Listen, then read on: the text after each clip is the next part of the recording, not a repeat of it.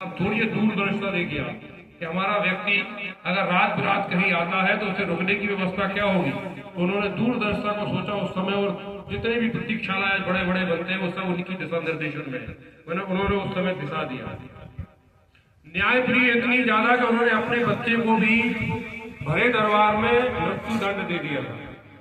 एक कहानी उनके आती आपके बीच रखना हूं कि उनके बेटे का इंदौर में रथ निकल रहा था। निकलते हुए रथ में गाय का बछड़ा जो है उससे रथ से मर जाता है, और उस बछड़े की जो माँ मतलब गाय थी वो दूर से देख रही थी। वो तुरंत आती, जैसा हम जानते हैं गाय बड़ी भावुक होती है। बछड़ा मर गया तो गाय जो बछड़ा के पास आके बैठ गई। इसके पीछे जो है देवी अहिल्याबाई जी का जब रथ निकला तो उन्होंने देखा कि गाय जो बछड़े के पास बैठी है, तो रथ से उतर के उस बछड़े के पास जाती है, देखती है तो बछड़ा मर गया था। तो तुरंत समझ गए कि कहीं ना कहीं ये किसी दुर्घटना के कारण ये बछड़ा मर गया, जिसके कारण ये गाय यहाँ बैठी है। उन्होंने जानकारी मिलाई, पता चला कि उनके लड़के के रथ के कारण इस बछड़े की मृत्यु होती है। उन्हें बहुत गुस्सा आया, क्रोधित हुई। तुरंत जैसे ही वो महल पहुंची, दरबार लगाया, दरबार में अपने बेटे की पत्नी को बुलाया और बोला कि अगर किसी माँ का एक बेटा मर जाए, बच्चा मर जाए या वो मार दिया जाए तो उसे क्या सजा देनी चाहिए। तो पत्नी ने बोला मौत की सजा देनी चाहिए। बोला ठीक है।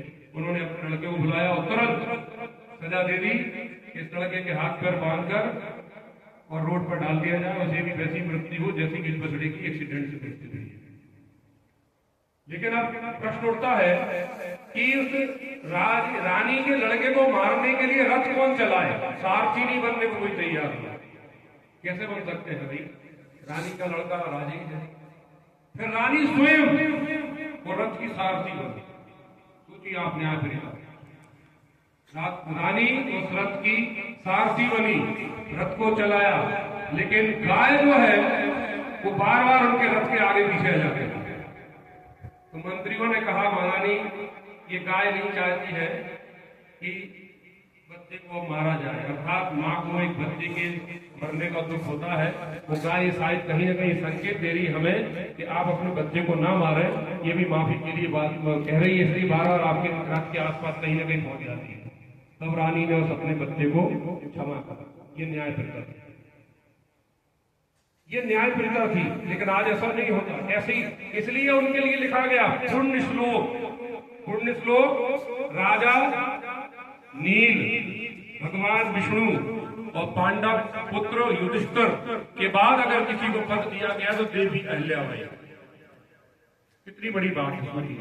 पुण्य श्लोक का मतलब होता है जिसका चरित्र, जिसका यश सबसे उत्तम हो, उत्कृष्ट हो, उसी को सिर्फ पुण्य श्लोक की उपाधि दी जाती है।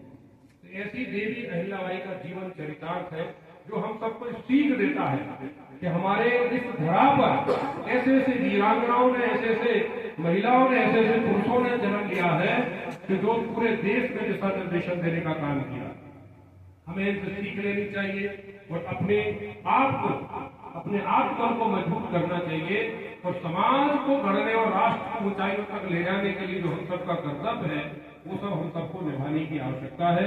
ऐसा आप सबसे विनम्र निवेदन है कि हम सिर्फ पढ़े ना, हम सिर्फ बोले ना, हम अगर अपने जीवन में उतार पाते हैं तो शायद हमारा जीवन सही तरीके से महापुरुषों के प्रति समर्पित होगा। आप देखते हैं तस्वीरें लगी होती है हमारे कब्रों में, लगी है महापुरुषों की, शिवाजी की लगी है, सुभाष चंद्र बोस की लगी है। क्यों लगी है? कभी चिंतन किया आपने? क्योंकि ये परिवर्तन युग रहे। इन्होंने समाज में परिवर्तन किया है।